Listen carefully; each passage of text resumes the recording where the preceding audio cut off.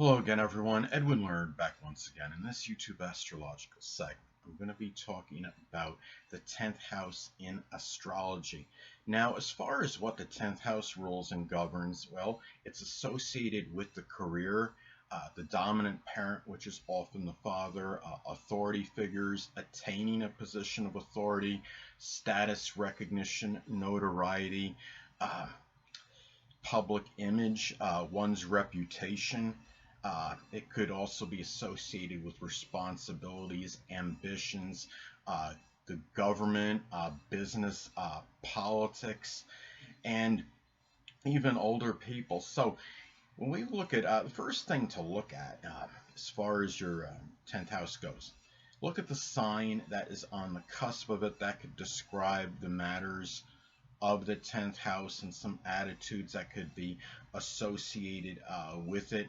Now, the thing about like my case, mine is in Aquarius, and pretty much say that I've obtained a public image as being an astrologer now, and also some people may actually, as far as my public image and reputation goes, somebody might see me as perhaps somewhat eccentric, or there's something, something else that could be associated with the zodiac sign Aquarius. There might be some people that actually perceive me as non-conforming, because remember, the 10th house is the public image and reputation. Yes, the first house is the ascendant. That's our astrological mask and facade and how we may come across to others. But the 10th house can be also be some qualities that people can see that we don't really that we don't always have that ability to cover up necessarily. And the thing about it too is, and also too with me, having Aquarius on the sign of the 10th house cusp, it could show a rebellious attitude for toward authority figures, or maybe even that public image and reputation as somebody that might be a little bit, they might be, I'm gonna say, rebellious, but having Aquarius on the 10th house cusp, of course, could also reflect the dominant parent, which is often the father.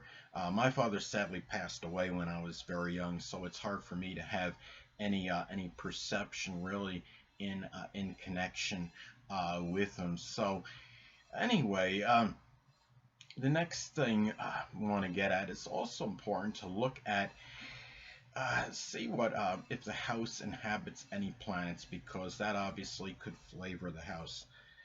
Now, mine doesn't have any planets in it. Now, let's take somebody else.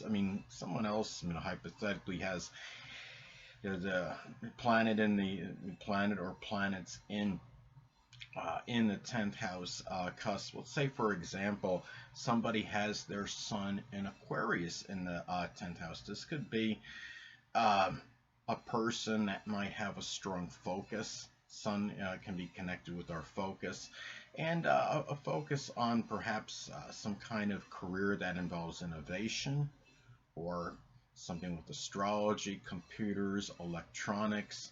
It could be that the sun could be connected with the biological father, so it could be that the father may figure prominently in your, could be somebody that might be eccentric too, or a person that might, the father might actually be an Aquarius, sun, moon, or ascendant person, or embody those characteristics, might have figure prominently in you attaining some kind of success, ambitions, a position of authority. And another thing too as well, and this is and it could also be where you might, the sun, looking at this in astrology, it's also, as I stated before, it is connected with our focus, and it's also could be like our drive and motivation. So that is where, if somebody has the sun in their 10th house in their natal chart, there could be a lot of drive and focus and motivation in 10th house matters, whether it's attaining status, recognition, notoriety, matters with the government, politics, some kind of business. So anyway, Now, it's also important to look at any aspects that are made to the 10th house cusp or planets that may be in it. Because when you look at aspects in astrology, it can be about the relationship that one astrological energy has with another. Now, in my example, my Mercury in Cancer makes an inconjunct aspect to my Aquarius MC. Inconjuncts, as many of you may know in astrology, can be about adjustments, and like with mine, Mercury being in Cancer, Mercury can be, I mean, on a positive end, it could have a strong ability to extemporize in speech, but on the negative side, it could be somewhat self-conscious and somewhat timid in speaking. And the fact that it's in conjunct my Aquarius MC, that could be an indicator that I might have certain apprehension in speaking out publicly. I might dominate conversations more when I'm in private, but when I come out publicly, it might be difficult. Now, and also the fact that Aquarius on the MC being as far as public image as an astrologer, so you could pretty much do the math. It was hard for me when I first started the videos. The first video, you could say I did an about face, and I didn't actually show my face in the video, but I made that adjustment in order to actually start working on them. And sometimes that's, I mean, when you're talking about inconjuncts in astrology, that is what it often can entail. So anyway. Now, it's also important to look at the house ruler of the 10th house and see what house the house ruler of the 10th house falls in. Now, I have two rulers of my 10th house because, again, I have Aquarius on the cusp of the 10th house, and the two rulers are Saturn and Uranus. Now, one of those rulers, Saturn, falls in my 12th house. So when you're talking about house rulers in astrology, basically what it is, you're bringing in energy from one house, from house A, and depositing it into house B, basically. So with me, I'm bringing a lot of that. I mean, you're talking about Aquarius on the cusp of that of my MC, and it could be that I'm bringing a lot of that, perhaps that reputation or that energy from being an astrologer, and as far as my public image goes, bringing that into the 12th house, into helping others that are less fortunate. It could be where I'm giving some insight, not and for others, trying to help them out and really doing it, being in the 12th house in a self-sacrificing manner. It could also be as well that when you're talking about the ruler of the 10th house in the house of limitations, it can also be limitations connected with the dominant parent, which is often the father. Now, with me, I lost my father when I was 3 years old. Saturn is in one of the rulers is in the 12th house, so that really reinforces and reaffirms that kind of energy, basically. So. And the thing too is, and it's also bringing, I mean, having the ruler of the 10th house in the 12th could also signify in some cases some career with the metaphysical, which can include astrology, because the 12th house can be associated with the metaphysical, which is associated with astrology. Now, one of the other rulers, Uranus, of the 10th house, Uranus is another ruler of the 10th house, falls in my 6th house of the daily routine.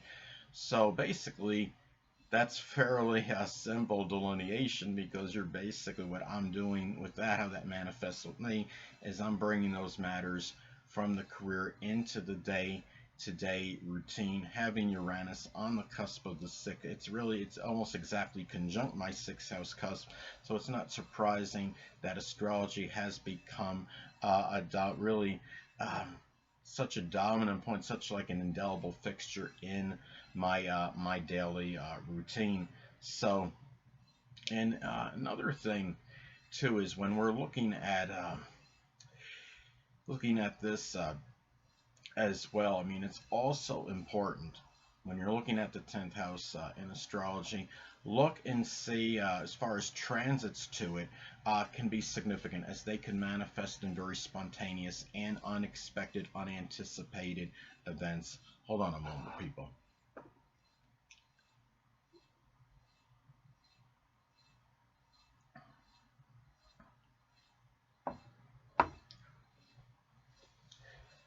Now, let's say, like in my case, when transit Saturn in Aquarius does hit my 10th house, I don't believe it'll hit it until either the end of 2020 or early 2021. But that could manifest in a multitude of ways. That could be about more responsibilities to really to an astrological career in some cases. It could be toward maybe toward showing maybe more selfless energy toward older people. And it could also be that older people, they might be Aquarius, Sun, Moon, or Ascendant people, or simply ones that embody Aquarius traits, might figure more prominently in my success or attaining some kind of maybe position of authority, or even doing something, and even matters with my reputation as well, which could actually be good, or it could be bad. So anyway, now it's also important to look at progressions that involve the 10th house, as they could signify important events that could be transpiring. And remember that progressions are often going to be more protracted and prolonged. They're going to last a little bit longer. Well, sometimes a lot longer on average, in contrast to transits. Now, let's say somebody has in their progress chart, they have the moon sextile or trine the MC. Now, that could be very auspicious for getting, could be public support from the public in matters with one's career, or attaining recognition, or being more successful. It could also be prosperity. It could be getting, well, not prosperity, but it could be very auspicious in terms of prominent women in your life being able to promote you, being able to do things that are going to be beneficial to you, maybe gaining more success. It could be gaining more notoriety, recognition, exposure. It could be also about getting really that it could be some emotional support in matters with the dominant parent, which is often the father. And anyway, people, that'll pretty much conclude this YouTube astrological segment. And until next time, people, Edwin Learnard saying stay well.